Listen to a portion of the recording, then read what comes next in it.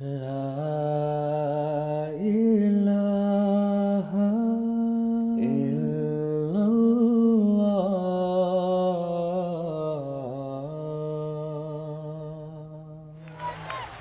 Sports is a multi-billion-dollar industry, but is there a link to spirituality? Pre-COVID-19, the Review of Religions team traveled across America on a mission to find out how sports affects your spirituality. Starting on the East Coast, the team traveled to several destinations to talk to as many people as they could to obtain a better understanding of what America's feelings are about sports and spirituality. It was a long and eye-opening journey that concluded on the other side of this vast country. Two things that stood out on this trip. One, America loves sports. And two, the trend, spiritual but not religious. People moving away from organized religion but still feeling a sense of wanting spirituality. Has sports bridged the two together? On our first stop, we asked a youth basketball team in Maryland what they thought. How's it going? We're here in Germantown, Maryland, about to get the word from a couple of the brothers that play basketball on sports and spirituality and how sports helps them spiritually and vice versa. Mind, body, soul. So you can't have one without the other. But it doesn't build character, it reveals character. And I think for me personally, that character has always come from my spirituality. Well, in regards to spirituality, it requires a lot of discipline because, you're asked as a Muslim, you got to get up in the morning to pray the Tahajjud prayer, to pray the Fajr prayer. And similarly, if you want to get better as an athlete, it requires a lot of discipline, whether it be in the weight room or whether it be doing skill work in the lab, wherever. So that discipline, I think, carries over from your spiritual life into your basketball or whatever athletic life. And I've seen that the better you are spiritually, the better you are as an athlete. So I think it transitions over very well. Basketball, it helps me spiritually because I put God first, because I know through Christ I can do anything. To be a better person, it keeps me out of trouble in school, keeps my academics together, so I can get to the next level. One of my philosophies and one of my goals as a coach is to get our players to sacrifice. Sacrifice for the oneness of the team, because without sacrifice, there's no success in team sports. To me, that correlates perfectly with spirituality, especially Islam. The youth basketball team thought there was a link between sports and spirituality. So the team's next stop was to meet a retired professional basketball player and coach, Jameel Gorey. He has played professional basketball in America, Canada, and the UK.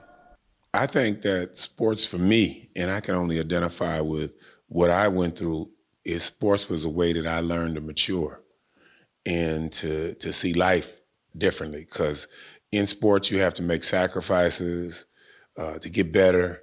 You have to learn how to work with other people, and sports helped me do all those things. I had took up transcendental meditation. Mohammed Sadiq, brother Mustafa Abdullah, they were two brothers who they attended the same school I did, and they gave me a philosophy of the teachings of Islam.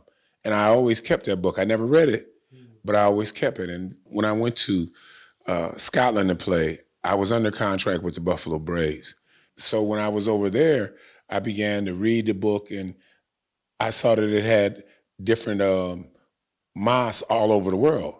And so I looked it up, and I saw that they had a mosque in Glasgow. Jameel is referring to a book written by the founder of the Ahmadiyya Muslim community, Hazrat Mirza Ghulam Ahmad, the promised Messiah and Mahdi, and what led Jameel to change his life. Jameel and his childhood friend, Abdul Julani, had regularly been discussing faith and their need for spirituality. While in Glasgow, Jameel found his spiritual calling and joined the Ahmadiyya Muslim community. And Julani also joined a short time after, a spiritual move that had a huge impact on their lives. At the time Jameel was learning about spirituality from the Ahmadiyya Muslim community's missionary in Glasgow, Imam Bashir Orchard.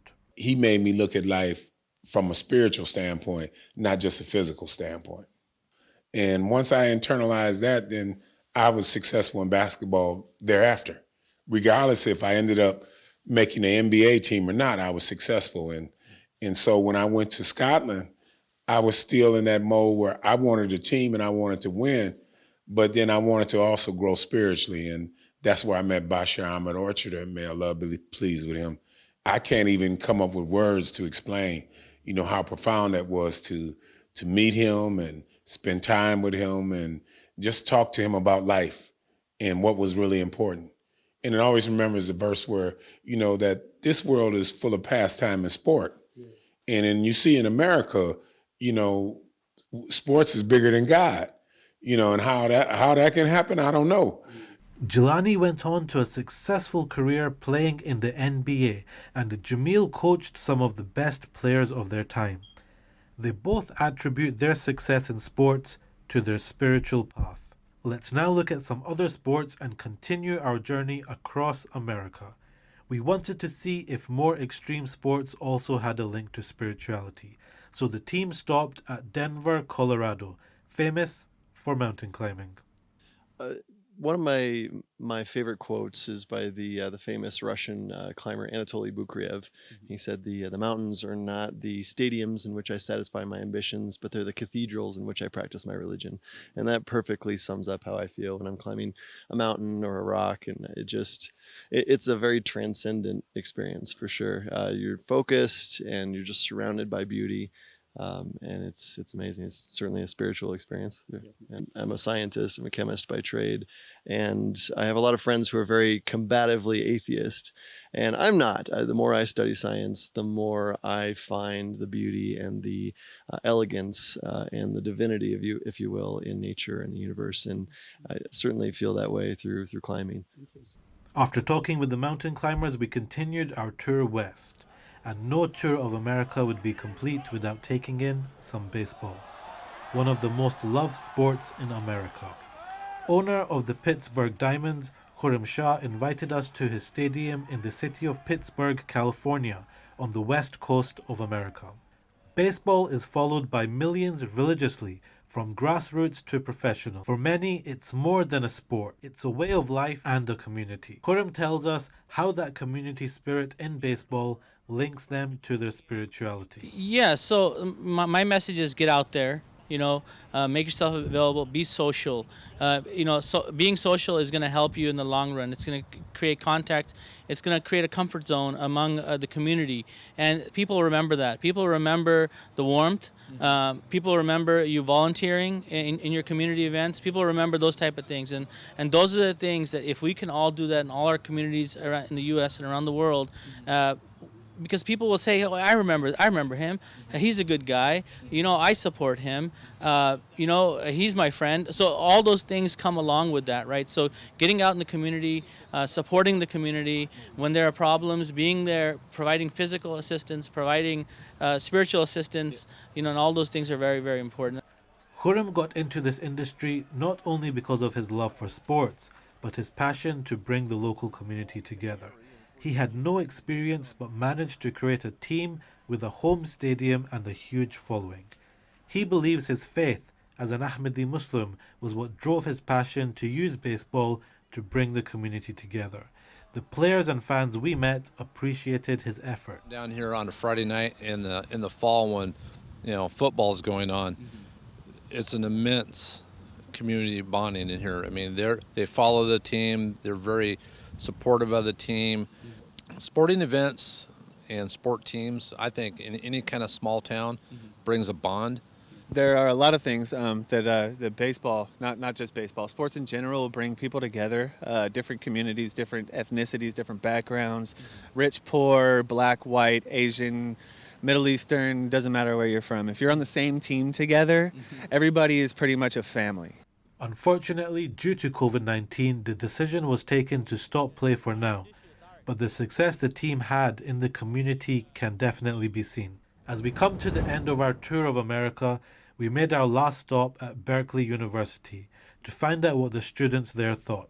I've been somebody who has been on a lot of psych meds, and what I've heard and what I've experienced is that working out is actually just as effective as medication for depression, and if not a little bit more effective than medication is. Well, it definitely affects your sense of self and how you think about yourself. You don't have to believe in God to believe in yourself. So I'm a runner. That's mostly what I do. And I'd say for sure it affects my physical being and my mental being. I'd say running is very much a mental sport in the sense that you kind of have to overcome these barriers that you set up for yourself if you want to go the extra mile. And in a sense, I would say that mental thing also translates somewhat into the spiritual realm, especially because whenever I run, I go out, I have this goal of improving myself, improving on my own time. Like I used to play soccer, and yeah, of course, it's going to affect your physical well-being. But yeah, definitely, I think you kind of get into the mindset when you're playing. That it would also kind of help in the spiritual sense too, just like how you see the world and like yourself as well. So, what do you think? Is there a link between sports and spirituality? From our journey across America, the response has been an overwhelming yes. Do you feel the same way? Leave a comment below to let us know, and don't forget to subscribe for more content from the Review of Religions.